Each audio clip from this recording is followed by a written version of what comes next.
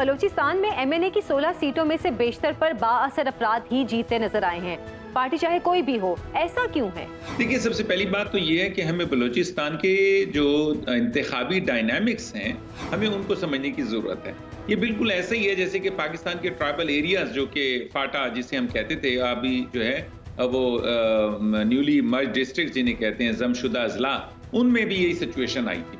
और वो ये था कि वहाँ पर जो असर और रसूख रखते हैं लोग, वो सबसे ज्यादा आगे होते थे टिकट लेने के लिए, और उनको टिकट मिल भी जाता था।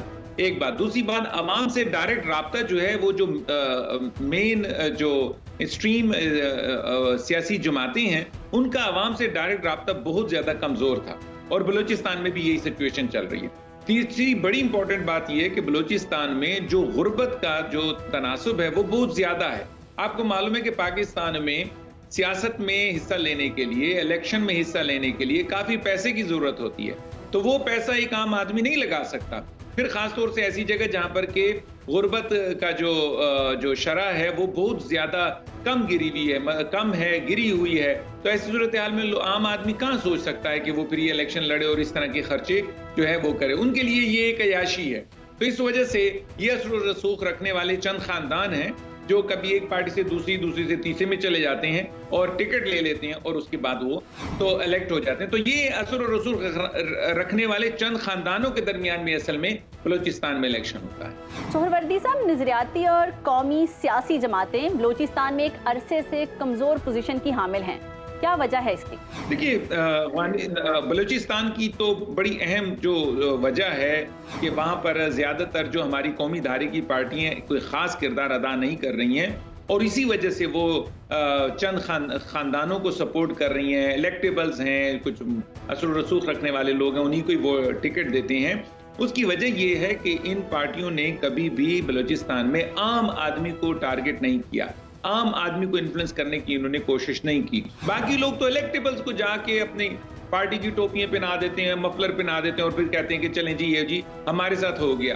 तो अब मेन धारे में जो पाकिस्तान के सियासी जमातें हैं, उनको वहां पर एक जबरदस्त किस्म का पूरा स्ट्रक्चर बनाना होगा, अवाम को इन्वॉल्व करना होगा, अवाम को अपना नैरेटिव देना होगा, फिर जाकर वहां पर पार्टियां, यानी मुस्लिम लीग नवाज हो गया, पीपल्स पार्टी हो गई, तहरीक इंसाफ हो गई, ये वहां पर अपनी जो है वो कुछ जड़ें मजबूत करेंगे। अदरवाइज ये इलेक्टेबल्स की सियासत रहेगी और उसी तक ये महदूद रहेगी। अच्छा सोहरवर्दी साहब, इलेक्टेबल्स के हलकों में पसमानदगी नुमायां क्यों है? क्या यहाँ अरकान को फंड्स नहीं मिलते, या वो अवाम पर फंड्स खर्च करना नहीं चाहते?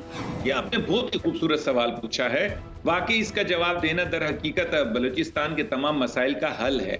देखिए, अभी जो दो सवालों में हमने जो बातचीत की है, ये बिल्कुल उससे लिंक्ड है, और वो इस तरीके से है कि हम इलेक्टेबल्स को टिकट दे देते हैं। इलेक्टेबल्स वो लोग हैं जो कि अपने आप को उन्होंने बिल्कुल अवाम से जो है मुनक़ते रखा हुआ है, तो ये ज्यादातर ऐसे हैं। और ये है, दूसरी बात ये कि आप इन इलेक्टेबल्स को जब डेवलपमेंटल फंड्स देते हैं, तो इस्लामाबाद से कोई उनसे सख्ती से बात भी नहीं कर सकता कि आपने लगाए हैं कि नहीं, क्योंकि जब ये नहीं लगाते हैं और अगर इनसे पूछा जाए तो वो एकदम से फिर अपना सूबे का जो प्रोविंशियल कार्ड इस्तेमाल करते हैं, बलूचिस्तान कार्ड इस्तेमाल करते हैं। तो वहां पर जिस तरीके से आपने देखा हुआ है कि मामलात भी जरा नॉर्मल नहीं है, तो इस वजह से ज्यादातर वहां पूछा भी नहीं जाता। ये बात एक हकीकत है कि बलूचिस्तान को भरपूर तरीके से जो मरकजी जो फंड्स हैं वो इस्लामाबाद से वो पूरे मिल रहे हैं। ये एक हकीकत है कि वो डायरेक्ट चंद लोगों की जेबों में जा रहे हैं। ये भी हकीकत है कि कल के लोग जो कि गवर्नर रह चुके हैं, चीफ मिनिस्टर रह चुके हैं, मिनिस्टर्स रह चुके हैं, आज वो अपने आप को जो है बलूचिस्तान के हकूक के अलमबरदार के तौर पर सामने ला रहे हैं, लेकिन वो ये नहीं बता रहे हैं कि हमने इतना अरबों का जो पैसा लिया था बलूचिस्तान के नाम पर, वो अपने ही इलाके में क्यों नहीं लगाया, कम से कम अगर बलूचिस्तान पूरे में नहीं लगाया तो। सवाल ये पूछने की जरूरत है।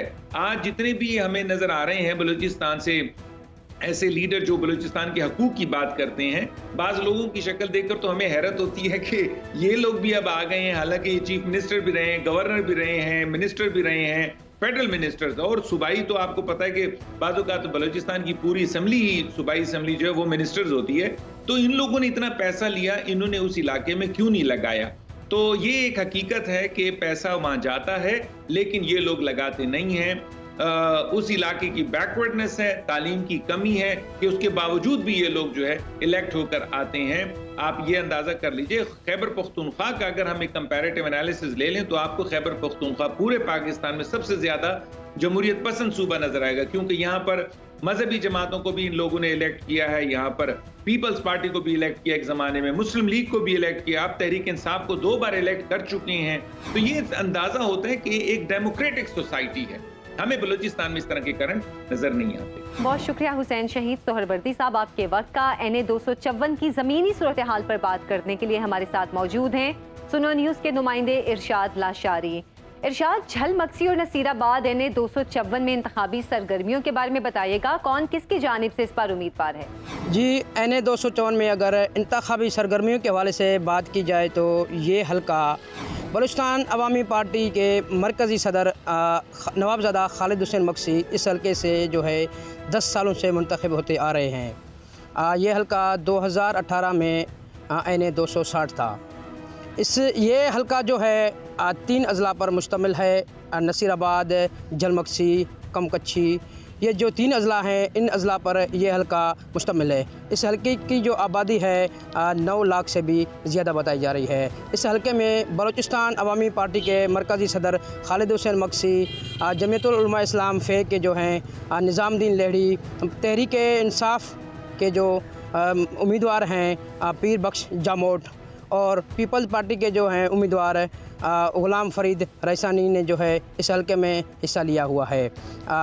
इस हल्के में अगर मजबूत उम्मीदवार के हवाले से बात की जाए तो इस हल्के में मजबूत उम्मीदवार जो हैं आज़ाद हैसियत से जो इलेक्शन लड़ रहे हैं सरदार यार मोहम्मद रिंद ने भी जो है इस दंगल में जो है हिस्सा लिया हुआ है। इरशाद, हल्के में सियासी जमातों के दरमियान जोड़ तोड़ की सियासत के बारे में भी हमें आगाह कीजिएगा।